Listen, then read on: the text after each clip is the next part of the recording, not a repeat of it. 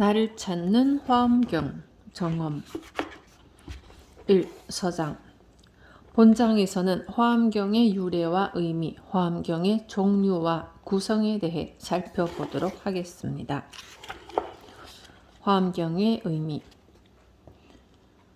대승불교의 대표적인 경전으로는 법을 설하는 법화경과 불을 설하는 화엄경이 있습니다. 화엄경을 과상현법문이라고도 하는데 이는 깨달은 자리에서 진리를 나타내는 법문이라는 뜻입니다. 이렇게 깨달음의 세계를 직접적으로 설하고 있어 어렵다고 말하기도 합니다. 그러나 반대로 생각하면 깨달음에 바로 들어갈 수 있다는 뜻으로 해석할 수도 있지 않겠습니까? 다시 말하면 깨닫기만 하면 너무나 쉬운 경전이라는 말도 되는 것이죠. 그렇다면 대체 부처님을 설한 경전이란 무슨 의미인지 그 뜻을 한번 살펴볼까요?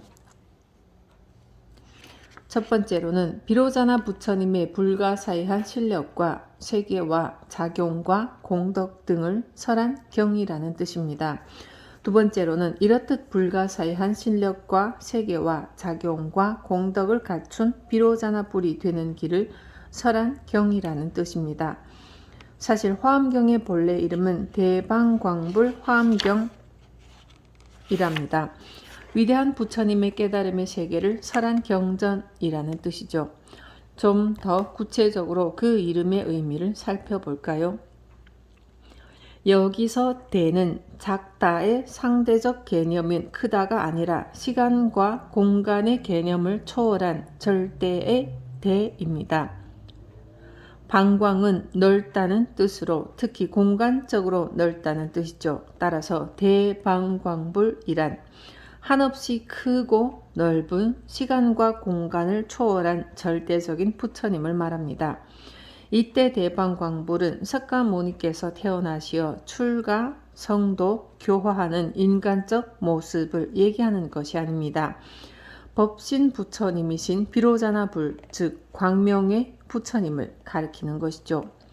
화엄은 잡화음식의 줄임말로 갖가지 꽃들로 장식하다 라는 뜻입니다. 인도의 범어로는 간다뷰화라고 하죠. 이쯤에서 한 가지 의문이 듭니다. 왜 진리의 세계를 갖가지 꽃들로 화려하게 장식한 세계로 묘사한 것일까요? 해탈의 세계는 색과 수와 상 등의 개념을 멀리해야 하는 것이 아닌가요? 그 해답을 위해 60화엄경의 노사나 불품을 인용해 봅니다. 부처님 몸 온 법계에 충만하시어 널리 일체 중생들 앞에 나타나셨네. 모든 교화 대상을 충족시키기 위해 부처님 일부러 보리수 아래 자리하셨네. 부처님께서는 자기 수행만을 위해 오신 것이 아니라 온 세계의 중생을 구제하기 위해 오셨습니다. 그것도 중생 각자의 근본 마음, 즉 중생들 하나하나의 능력에 맞는 깨달음을 꽃피우도록 보리수 아래에 자리하신 것이죠. 이러한 부처님의 뜻과 능력, 부처님의 방식과 그 결과를 꽃에 비유해 나타낸 것이 화엄이라는 말입니다. 우리는 업에 따라 윤회의 고단한 삶을 반복하고 있습니다. 만약 부처님께서 해탈과 열반의 길을 보여주시지 않았더라면 우리는 무명의 갑갑함 속에서 혹은 그 갑갑한 자체도 느끼지 못한 채 수동적인 삶을 살아갈 수밖에 없었을 것입니다. 그러나 부처님께서 깨달음을 이루심으로써 우리는 해탈이라는 새로운 세계를 알게 되었습니다. 비로자나 부처님의 빛이 온갖 보배와 꽃들에 골고루 퍼져 찬란한 빛을 내듯이 부처님의 빛과 같은 가르침을 통하여 우리는 누구나 다 불국토, 즉 화엄의 세계를 만들어갈 수 있게 되었습니다. 차별과 대립의 유한한 인식을 떠난 무한한 부처님의 세계, 즉 깨달음의 세계가 바로 화엄경의 세계인 것입니다. 2. 화엄경의 종류와 한국 전례 1. 화엄경류 방대한 양의 화엄경은 사실 처음부터 하나의 경전으로 만들어진 것은 아니랍니다. 여러 품으로 나누어 읽히던 것이 편집되어 하나의 경전으로 완성된 것이죠. 이미 존재하고 있던 공통적인 대승경전들을 간추리고 또 몇몇 품은 삽입하여 체계적으로 배열하여 하나의 경전으로 완성시킨 것이라 할 수 있습니다. 이렇게 60화엄경과 80화엄경으로 번역되기 전부터 이미 중앙아시아를 비롯한 서역 지역을 중심으로 유포되어 읽힌 경전들을 화엄경류라고 부릅니다. 인도에서는 몇 개의 화엄경류, 즉 십지경, 간다뷰화, 보고다라니, 금강당경 등의 경전들이 독립적으로 존재하였으며 이 경전들이 서로 접촉하면서 교섭이 이루어졌을 것으로 추정하고 있습니다. 이러한 사실로 미루어 볼 때 화엄경이 번역되기 전에 이미 중국에는 화엄경이 들어올 수 있는 배경이 만들어져 있었다고 하겠습니다. 특히 도사경의 번역 시기가 후한임을 감안하면 그 역사가 얼마나 깊은지를 짐작할 수 있습니다. 게다가 십지경은 그 중요성이 인정되어 지론학파가 성립되기까지 했답니다. 다음의 표는 화엄경류에 해당되는 경전들이 화엄경의 어떤 품에 해당되는지를 정리한 것입니다.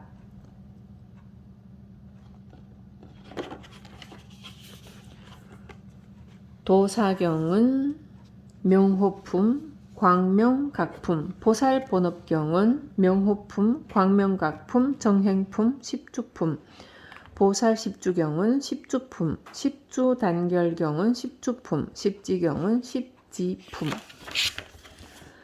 전비일체지덕경은 십지품, 등목보살경은 십정품, 열의 흥현경은 성기품, 도세경은 이세간품, 열의 성기미 밀장경은 명호품, 성기품, 마라가경은 입법계품.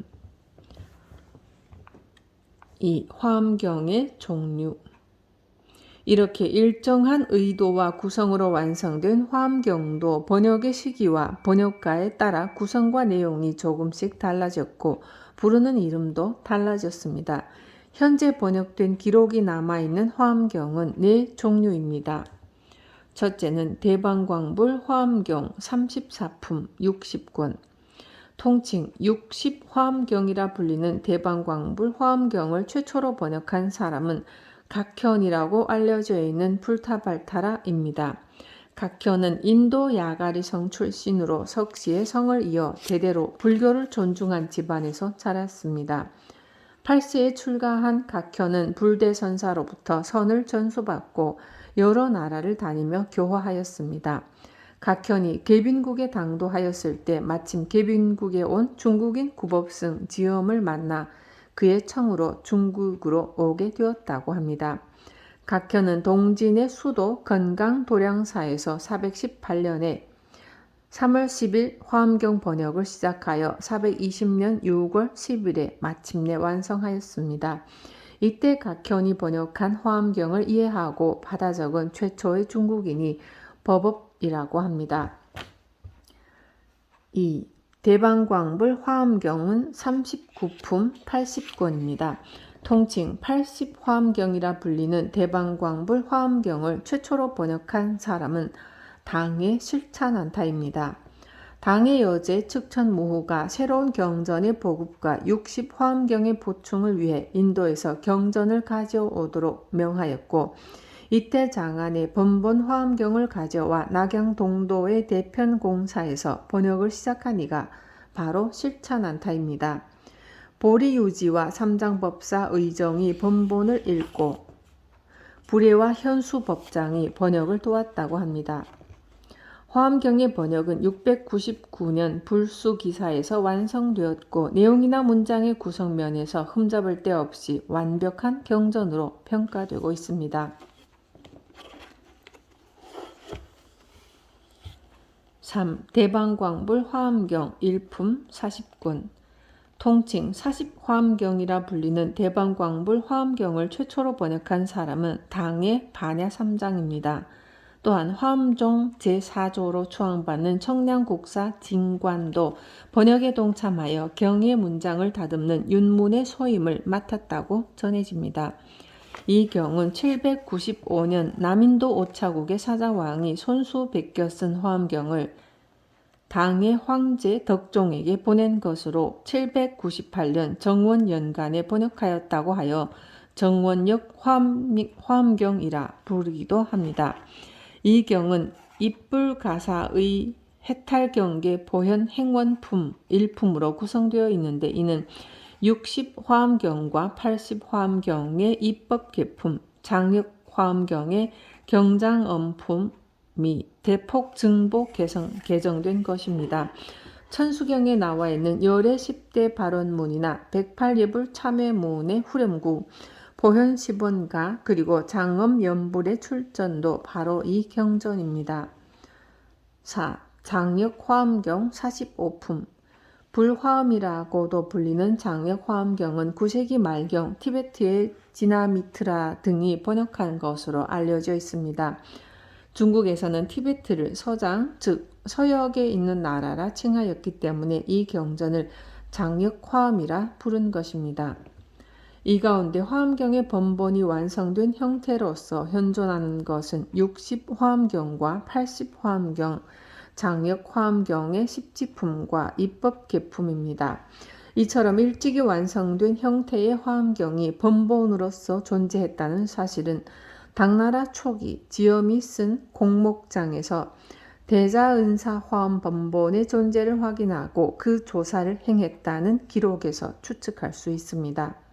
물론 이 기록이 화엄경이 최초의 범어로 저술되었다거나 60화엄경과 80화엄경, 장역화엄경의 원본이 범어본이라는 것을 증명하는 것은 아닙니다. 범어에서 바로 번역된 것은 십지품과 입법개품뿐이기 때문입니다. 3. 화엄경의 한국 전래. 우리나라에서는 화엄경이 어떻게 전해졌을까요? 1. 신라시대에 자장율사가 중국에 유학을 가서 화엄만개, 즉 만개의 노래로 된 화엄경을 가져왔다는 설이 있고 2. 565년 진흥왕 26세 때 중국 진해 문제가 보낸 1700여 권의 경론 속에 화엄경이 포함되어 있었다는 설도 있습니다. 3. 80화엄경의 전래는 799년 범수 스님에 의해 진관의 화엄경서 60권과 함께 들어왔다는 설입니다.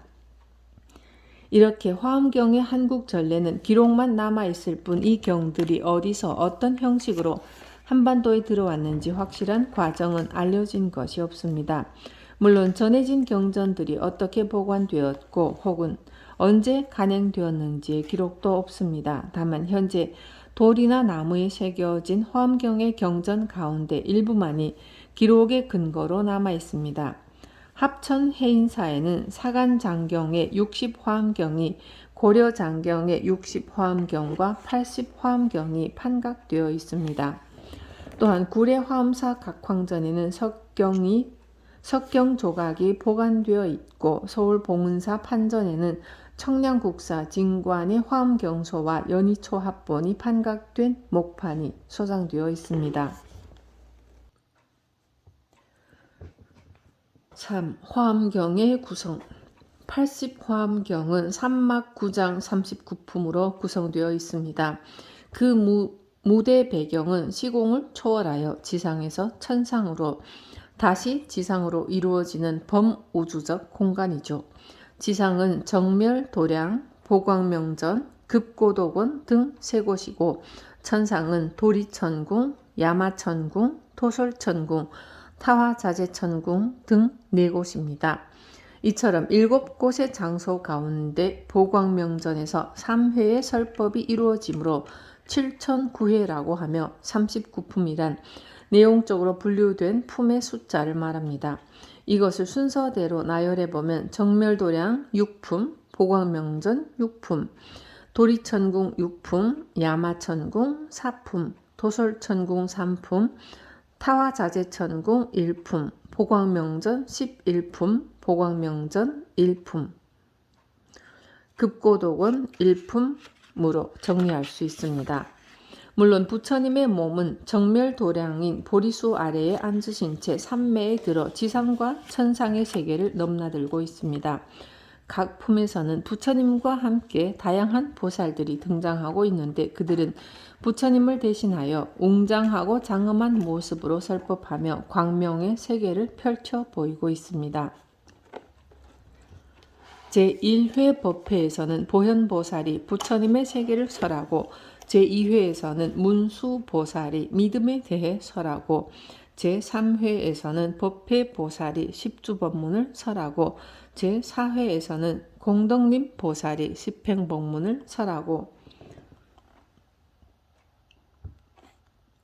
제5회에서는 금강당 보살이 십효향 법문을 설하고 제6회에서는 금강장 보살이 십지 법문을 설하고 제7회에서는 등각과 묘각에 해당하는 정각의 세계를 설하고 제8회에서는 보살도를 총괄하고 있습니다. 마지막 제9회에서는 선제동자가 지금까지 설했던 부처님의 세계와 보살도를 재현하고 있습니다. 전체 구성을 도표로 간단히 정리하자면 옆의 표와 같습니다. 표에서 보이는 것처럼 화엄경의 뜻과 내용에 따라 오주인과 사분으로 분류하기도 합니다. 먼저 오주인과란 궁극적인 깨달음을 얻기 위한 과정 속에서 일어나는 원인과 결과의 모습을 인연에 따라 5가지로 나눈 것을 말합니다. 수행을 통해 깨달음을 얻는 과정으로 구분한 것이죠. 소신인과 세주묘음품은 화엄경을 설하게 되는 인연을 나타내는 서문이고 열의 현상품, 화장세기품은 비로자나 불의 과상의 덕을 말하고 비로자나 품에서는 과거의 인행을 말하여 사람들로 하여금 신심을 일으키게 하므로 소신인과라 합니다.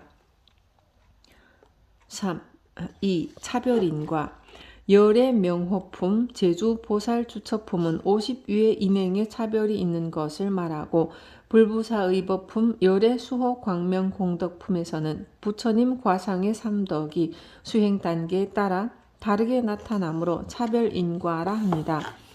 3. 평등인과 보현행품은 보현보살의 원만한 인행을 말하고 열의 출현품에서는 비로자나 불의 원만한 과상을 말하였는데 원인과 결과가 서로 융통하여 둘이 아닌 것을 보이므로 평등인과라 합니다. 4. 수행인과 이세간품의 처음에는 이천의 수행법을 말하여 인행을 밝히고 다음에는 8가지 성품의 큰 작용을 말하여 과위의 모양을 말하므로 수행인과라 합니다. 증입인과 5. 입법계품의 처음에는 부처님의 자유자재한 작용을 말하여 증득하는 과상을 보이고 다음에는 선제동자가 선지식을 방문하면서 인행을 닦아 법계에 들어가는 일을 말하므로 증입인과라 합니다. 다음으로 사분을 구체적으로 살펴봅시다. 1. 신, 거과, 권락, 생신분 궁극의 결과인 부처님의 세계를 보여주고 사람들로 하여금 환희심과 신심을 내게 하는 부분. 2는 해, 수인, 계과, 생, 해분 환희심과 신심을 내어 보살행을 수행하고 부처님이 되려는 마음으로 50단계의 인행을 닦는 부분. 3. 행, 탁법 진수성 행분 수행의 길과 방법을 잘 알아서 그 방법에 의지하여 나아가면 수행이 모두 원만히 성취됨을 보여주는 부분. 4. 증, 의인, 증, 입성 등분 의인, 증, 입성, 덕분 선제동자라는 구도자가 깨달음을 이루고 부처님의 만행만덕을 성취하는 모습을 보여주는 부분. 이처럼 오주인과와 사분을 의식하며 읽어 내려간다면 막연히 느꼈던 화엄경에 대한 인식을 변화시킬 수 있습니다. 그저 방대하고 어려워 쉽게 접근할 수 없었던 화엄경은 어떤 이야기보다도 흥미진진한 한 편의 대서사극으로 탈바꿈할 것이기 때문입니다. 부처님의 가르침을 따라 화엄경의 세계를 함께 여행하다 보면 어느새 여러분도 선제동자와 같은 깨달음에 도달할 수 있을 것입니다.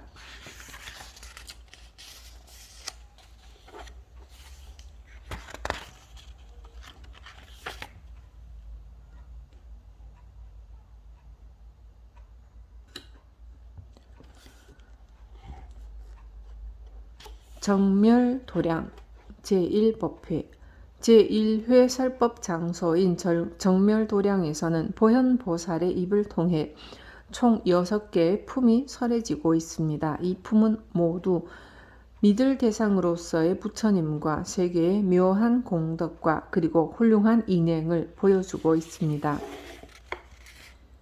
1. 깨달음을 품은 세상 세주묘엄품 세주묘엄품은 제목 그대로 온 세계의 주인이 되는 이들이 부처님 깨달음의 세계를 오묘하게 창음하였음을 이야기합니다. 여기서 오묘하다는 말은 깨달음의 세계가 우리의 상식이나 이해의 차원을 뛰어넘는 것이므로 신기하고 미묘하여 환희심을 불러일으킨다는 뜻입니다. 또한 장엄하였다는 말은 부처님의 깨달음에 대한 세주들의 찬탄으로 온갖 불세계가 아름답게 꾸며졌다는 것을 뜻합니다. 이 세주가 바로 수많은 보살, 호법, 신장, 천왕, 신들인 것이죠. 화엄경의 서문이라고 할 수 있는 세주묘엄품은 부처님께서 처음 보리수 아래에서 깨달음을 얻으시고 이 경을 설하게 된 경위를 밝히는 부분입니다. 그때 부처님께서 이 정멸도량 사자좌에 앉아 온갖 법에서 가장 빠른 깨달음을 이루시니 지혜는 삼세에 들어가 모두 평등해지고 몸은 모든 세간에 가득하고 음성은 시방세계의 말을 따르셨다. 마치 허공이 여러 가지 사물을 포함하고 있으면서도 모든 경계에 차별이 없듯 또 허공이 온갖 것에 두루 미치어 여러 세계를 평등하게 감싸 안는 듯했다. 몸은 모든 도량에 항상 앉아 보살대중 가운데 위엄과 빛나심이 형혁하여 마치 찬란한 햇빛이 세계에 비춘 듯하며 삼세에서 지으신 복덕 바다가 모두 청정하였다. 여러 부처님 나라에 항상 일부러 태어나시며 그지없는 몸과 원만한 광명이 온 법계에 가득하여 차별 없이 평등하고 모든 법을 연설하심은 큰 구름이 일어나는 듯하였다.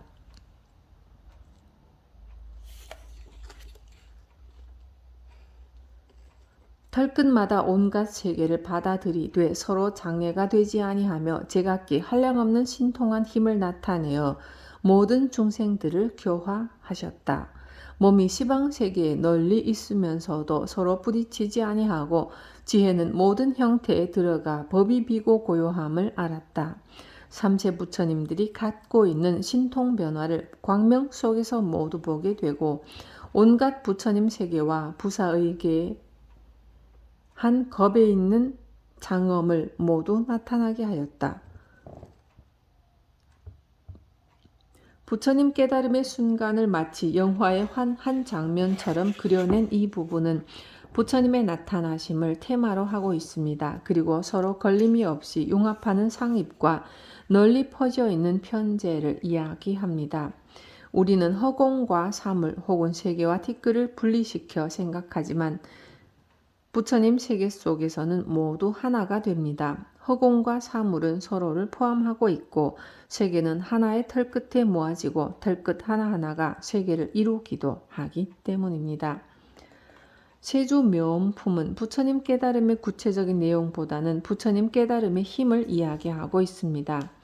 부처님의 깨달음이 가지는 능력과 그 능력에 힘입어 보살들과 왕들, 신들이 이룩한 해탈문 열반에 들어가는 경지에 초점을 맞춥니다. 보현보살을 위시한 보살대중과 집금강신, 신중신, 족행신, 도량신, 주성신, 주지신, 추산신, 주림신, 주약신, 주가신, 주하신, 주해신, 주수신, 주화신, 주풍신, 주공신, 주방신, 주야신, 주주신, 아수라왕, 가루라왕, 긴나라왕, 마후라가왕, 야차왕, 용왕, 구반다왕, 건달바왕, 월천자, 일천자, 33천왕, 야마천왕, 도솔천왕, 화락천왕, 타화자재천왕, 대범천왕, 광음천왕, 변정천왕, 광과천왕, 대자재천왕 등 총 41중의 권속들과 함께 부처님 회상에 구름처럼 모여왔습니다. 이들은 단순히 부처님의 제자나 수호신으로서가 아니라 부처님의 가르침을 체득하기 위해 모인 것입니다. 그래서 이들은 부처님의 세계와 법의 기쁨 등을 무수한 시로 표현하며 부처님을 찬탄하는 노래를 부르고 있습니다. 중요한 것은 모인 대중 각자가 자신의 선근을 부지런히 닦아 그 많은 보살들과 왕들, 신들의 수만큼 많은 해탈문을 보여준다는 사실입니다. 열의 공덕의 바다에 들어감으로써 법보리도량에 모인 대중들은 각각의 해탈문을 얻게 됩니다.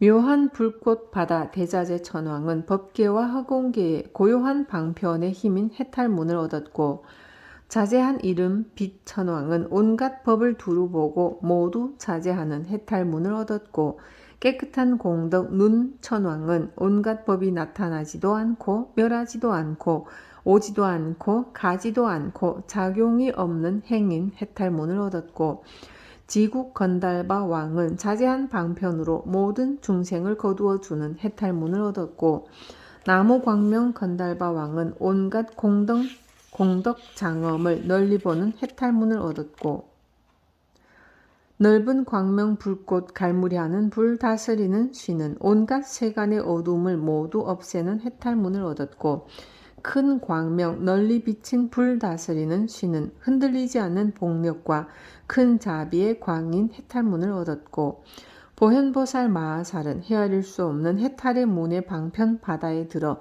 열애의 공덕 바다에 들어갔으니 한 해탈문의 이름은 온갖 부처님의 국토를 깨끗하게 장엄하고 중생들을 조복하여 끝까지 벗어나게 함이요.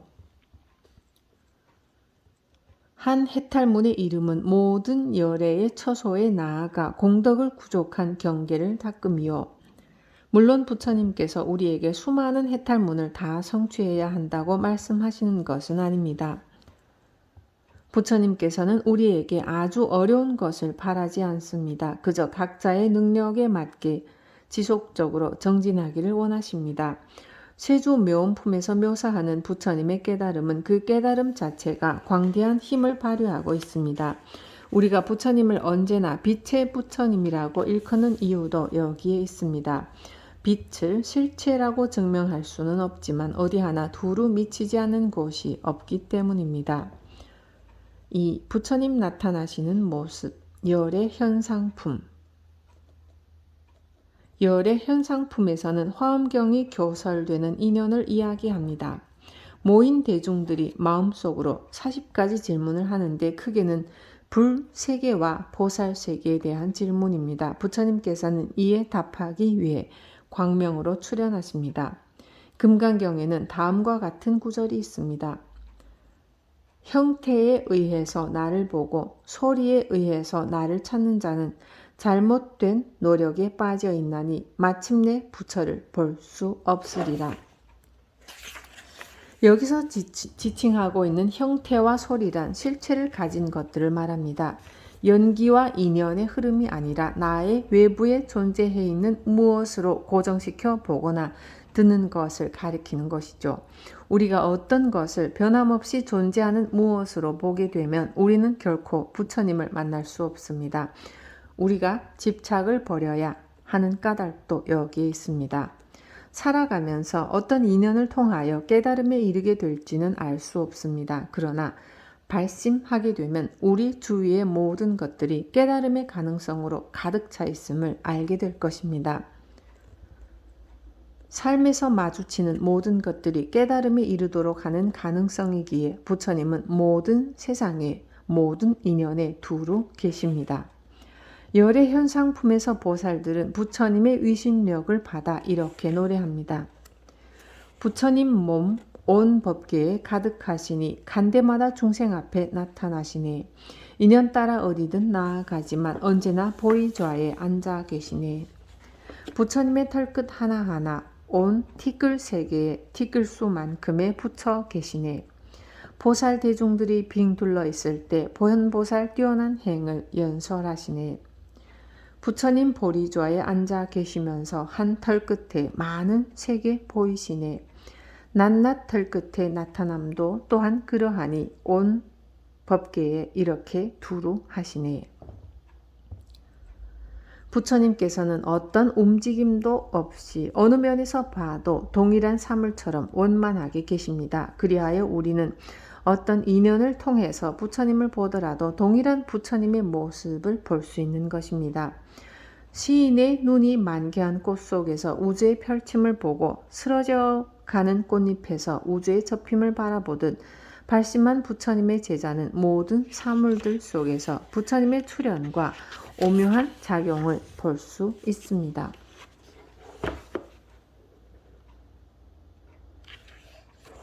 3. 삼매, 그 시면의 마음, 보현삼매품. 보현삼매품에서는 보현보살이 삼매에 들어 법을 설할 준비가 되었음을 말합니다. 앞의 열의 현상품과 마찬가지로 설법에 들어가기 전에 의식을 이야기한 것이라 할 수 있습니다. 보현보살은 설법하기 전에 일체재불 비로자나 열애장신이라는 삼매에 들어갑니다. 여기서 삼매는 부처님의 평등한 성품으로 들어가서 온갖 법계의 영상을 보고 부처님의 힘과 지혜를 간직하여 법계를 온전히 이어나가는 방편으로 제시되고 있습니다. 삼매는 기본적으로 나라는 것에 집착하는 아집과 세상을 주관하는 어떤 법칙이 있다는 법집을 떠나야 가능합니다. 12연기에 따르면 무엇이 있다고 생각하는 것은 집착의 산물이고 집착은 가래의 산물입니다. 그것은 근본적으로 무명의 산물이기에 생로병사의 윤회를 피할 수 없다는 뜻이죠. 삼매에 들어간다는 것은 생겨난 영상에 집착하는 것이 아니라 그 영상을 만들어낸 우리 내면의 가장 근본적인 마음, 곧 아뢰야식과 대면한다는 것을 의미합니다. 우리가 보고 느끼고 생각하는 것은 모두 아뢰야식에 기인하고 있습니다. 아뢰야식은 차별이 없기 때문에 너와 나의 대립, 나와 대상의 대립, 생각과 현실의 대립을 떠나 모두 존재합니다.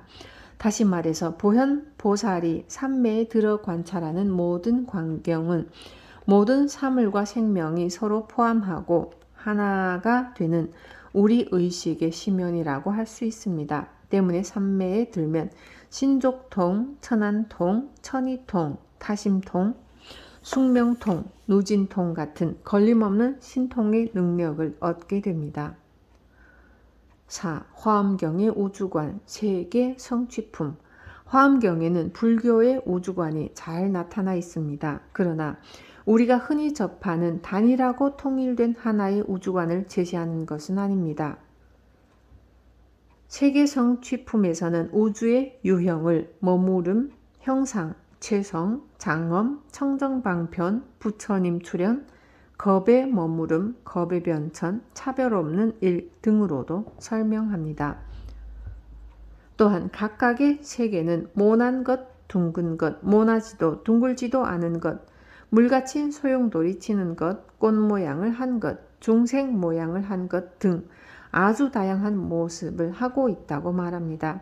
이처럼 다양하기 때문에 화엄경의 우주관은 때로 서로 모순되는 것처럼 보이기도 하고 서로 상관없는 것처럼 보이기도 합니다. 세계 성취품에서 보현보살은 10종류의 세계해를 노래합니다. 한 티끌 속에 있는 수많은 세계해, 장소는 달라도 선명한 아름다움. 한량없는 세계들이 하나에 들되 제각기 분명하여 섞이지 않네. 티끌마다 헤아릴 수 없는 부처님, 중생의 마음 따라 앞에 나타나 모든 세계해에 두루 계시니 이와 같은 방편에 차별이 없네. 낱낱 티끌 가운데 있는 나무들 가지가지 장엄으로 들이오고 시방의 국토들이 함께 나타나니 이처럼 온갖 것에 차별이 없네. 티끌마다 티끌처럼 많은 대중들 사람 중에 왕 부처님을 둘러쌌는데 온갖 것에 뛰어난 세간에 가득하여도 비좁거나 혼잡하지 않네. 낱낱 티끌 가운데 한량없는 빛 시방의 모든 색에 두루 비추어 모두 부처님의 보리행을 나타내니 갖가지 세계해가 차별이 없네. 낱낱 티끌 가운데 한량없는 몸 변화하여 구름처럼 가득 채우고 부처님의 신통으로 중생을 제도하니 시방의 국토들도 차별이 없네. 낱낱 티끌 가운데 온갖 법을 말하니 그 법 청정하여 수레바퀴 돌듯 가지가지 방편과 자세한 법문 온갖 것을 연설함에 차별이 없네. 한 티끌 모두 부처 음성으로 말하여 법그릇으로 중생을 가득 채우고 세계해에 머무르기 그지없는 겁 이와 같은 음성이 다르지 않네. 세계해에 한량없는 묘한 장엄이 티끌마다 들어가지 않은 데 없어 이러한 부처님의 신통한 힘은 모두가 업성으로 일어나는 것. 낱낱 티끌 속에 삼세 부처님 계시니 원하는 바에 따라 다 보게 되지만 성품은 오는 것도 가는 것도 아니니 서원의 힘으로 세간에 가득하다네. 이와 같은 10종류의 세계해는 이미 이루어졌고 지금 이루어지고 장차 이루어질 것이며 무수한 인연에 따라 성립되는 것이라고 합니다. 5. 화엄경의 극락 연화장 세계 화장 세계품. 화장 세계품은 화엄경에서 말하는 정토 세계인 연화장 세계의 구조를 이야기하고 있습니다. 연화장 세계는 화장 장엄 세계해라고 부르기도 한답니다. 이 세계는 비로자나 불이 과거에 인행을 닦을 적에 엄청난 큰 서원으로 만들어진 것이라고 합니다. 보현보살은 이처럼 청정하고 장엄한 화장장엄 세계해를 설명하면서 현재 우주의 모습과 지구의 모습을 생생하게 그려 보이고 있습니다. 맨 밑에는 수없는 바람둘레가 있고 세계해의 주위에는 큰 철위산이 있고 그 안에는 금강으로 된 땅이 있는데 땅 위에는 수없는 향물 바다가 있고 그 사이에 향물강이 흐르며 그 수없는 향물 바다 가운데는 말할 수 없는 세계종이 있고 각 세계종마다 말할 수 없는 세계가 있다고 합니다. 이는 곧 무궁무진한 세계를 말합니다. 입방체가 폭발하여 우주를 형성하고 지금도 쉼없이 그 작용이 일어나고 있다는 자연과학의 빅뱅설이야말로 화엄의 우주관과 상통하는 내용입니다. 이 지구를 받치고 있는 세계는 바람과 허공입니다. 이 지구는 바람의 공간 사이를 돌고 있는 것이죠. 지구만이 아닙니다. 온 우주가 공간과 공간 사이를 떠돌고 있는 것입니다. 이렇게 허공 속에 온 존재가 있는 것이죠. 현대 이론 물리학에는 통일장 이론이라는 것이 있습니다. 통일장 이론이란 자연 속에 존재하는 4가지 차별적인 힘들을 하나의 일반 이론으로 만들어내고자 하는 것입니다. 여기서 말하는 4가지 힘이란 뉴턴의 만유 인력을 설명하는 중력, 전자법칙을 설명하는 전자기력, 물질의 붕괴를 설명하는 양력, 그리고 핵의 구조를 설명하는 강력입니다. 물론 화엄경이 문제에 대한 해답을 제시하고 있다는 말은 아니지만 차별적인 것들이 어떻게 하나로 포괄되며 하나로 포괄된 것 속에서 어떻게 차별적인 것들이 생겨나는지에 관하여서는 동일한 문제의식을 가지고 있다고 해도 좋을 것입니다. 6. 부처님, 그 빛, 비로자나품. 비로자나품에서는 화엄경의 교주인 비로자나 불의 인행이었던 대위광태자의 행적을 밝히고 있습니다. 화엄경에는 수많은 은유가 등장하는데 그 중에서도 가장 두드러진 것은 역시 빛의 은유입니다. 도대체 빛의 어떤 속성이 부처님의 화현으로 간주되는 것일까요? 빛의 여러 가지 속성에 대해 잠시 살펴봅시다. 두루 비추다. 어둠을 밝히는 빛은 어디든 통하지 않는 곳이 없으며 비추지 않는 곳이 없습니다. 이처럼 빛의 가장 큰 특징은 두루 비추는 것이라고 할 수 있습니다. 빛은 사물을 차별하지 않으며 어떤 사물도 빛 없이는 그 형태를 보일 수 없습니다. 우리는 앞서 세계 성취품과 화장 세계품을 통해 불교의 우주관을 살펴보았습니다. 그 우주관을 통해 우리가 깨달아야 할 것은 한없이 무한한 부처님의 세계가 결국은 모든 중생을 향하고 있다는 사실입니다. 따라서 번뇌와 절망, 고독에서 허덕이는 모든 개별적인 존재들은 부처님의 빛 아래서 평안과 고요를 얻을 수 있다는 뜻이기도 하죠.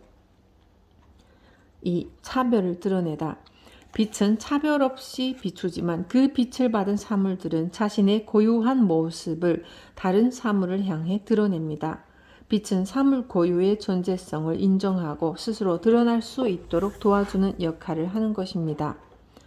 3은 사물에 의존하지 않는다.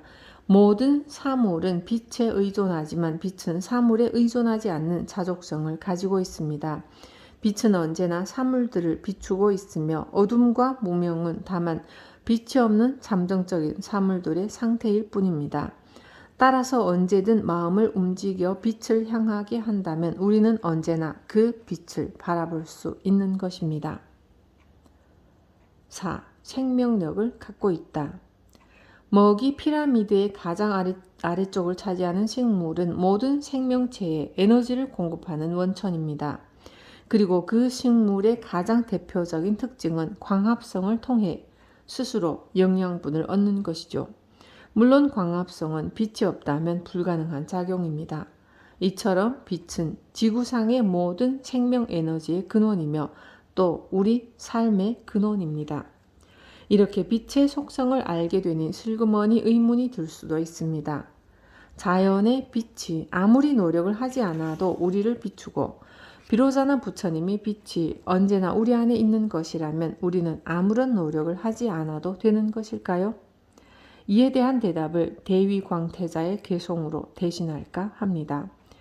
마치 태양빛으로 인해 둥근 해를 볼 수 있듯이 나 역시 부처님의 지혜의 빛으로 부처님의 행하던 길을 보내 내가 본 수많은 불세계 청정한 대광명의 세계 고요하게 증득한 깨달음이 온 법계에 두루 미치네. 오는 세상 나 역시 부처님과 같이 모든 세계를 다 깨끗이 하고 부처님의 부사의한 위신력으로 위없는 보리행을 닦아 익히리. 대위광태자는 태양의 빛으로 인해 우리가 시각을 얻고 그 눈을 통해 태양의 둥근 모습을 볼 수 있는 것처럼 부처님의 지혜의 빛으로 부처님이 가신 길을 보라고 노래합니다. 이렇게 부처님의 길을 따라 인행과 수행을 거듭한 대위광태자는 여러 부처님을 친견 공양하고 법문을 듣습니다. 그리고 장차 부처가 되리라는 수기를 받고 비로자나 부처님이 되었습니다. 우리 역시도 부처님의 지혜를 배웠다면 그 지혜로 부처님의 길을 따라야 할 것입니다. 부처님을 친견하고 경전의 말씀을 듣고 부처님을 따라 수행할 때 성불이 더욱 가까워질 것이기 때문입니다.